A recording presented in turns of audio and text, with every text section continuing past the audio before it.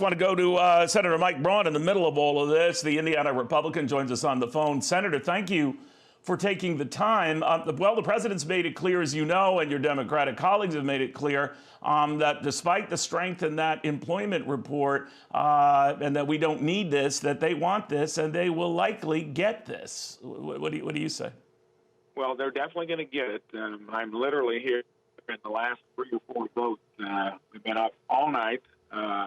The only accomplishment for the American public would be what you heard. The unemployment benefit will be at $300, and we'll go through, I think, August or September. But, Neil, if you would look into the amendments that we've offered to flush out some of the stuff that is astounding in this bill, because 90% of it, unrelated to COVID, give you a few fingers.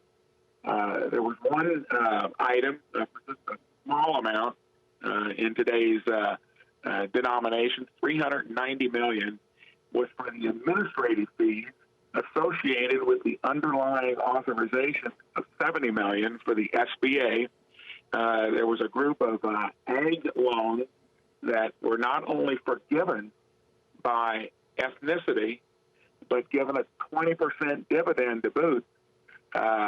That kind of stuff, when I think people look into what's in it, that is that wish list that we've heard about that's been rushed over here. We've tried to flush it out with roughly 25 to 30 amendments, but there's more than you can imagine, totally unrelated to COVID relief and the health care issue.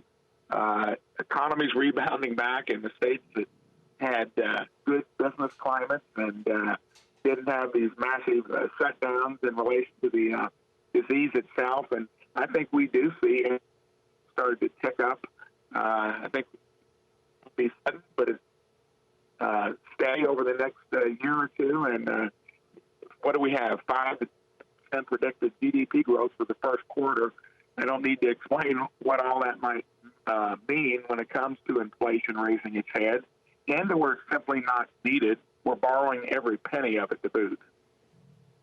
Well, that's nothing new to your point, Senator. I do wonder, though, a number of the Democrats with whom I've been talking about this very subject, Senator, have been saying, well, Republicans are fine ones to talk about deficits getting worse, debt building. You know, it was a Republican president, Donald Trump, who urged during the fall to go big, and a bigger you know, a stimulus plan would be better than anything smaller. In fact, his wishes were something more in total than this at the time. How do you answer that it was fine for Donald Trump even going bigger back then, not now? Well, I think, first of all, when he was doing it, not to make any excuse for how much or whether it was too much, we were not at the tail end where vaccinations were out there, where we can see the tangible evidence that we got the disease on the run. And we did roughly $4 trillion, bipartisan. It was nearly, I think, the 5 bills prior had 90 votes plus on each of the 5, especially the big ones.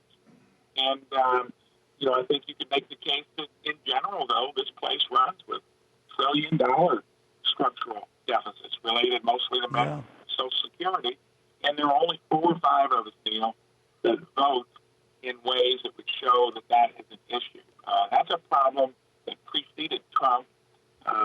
Don't know whether his forte was being a fiscal conservative. I think that had to be shown yet. But there's no doubt about this. And most of the largesse comes from the House. The Senate on the Democratic side didn't add as much to it as I imagined. Most of it came over from the House, which they're not going to change. And I think what the American public needs to do is look into the details of what's in the bill. Didn't go through any committees, got rushed over here. Thank goodness Ron Johnson at least gave us close to 11 hours for our staffs to look at it and for it to be read out loud. And then the 11-hour delay was due to Manchin wrestling with his side on trying to get the unemployment benefit at $300.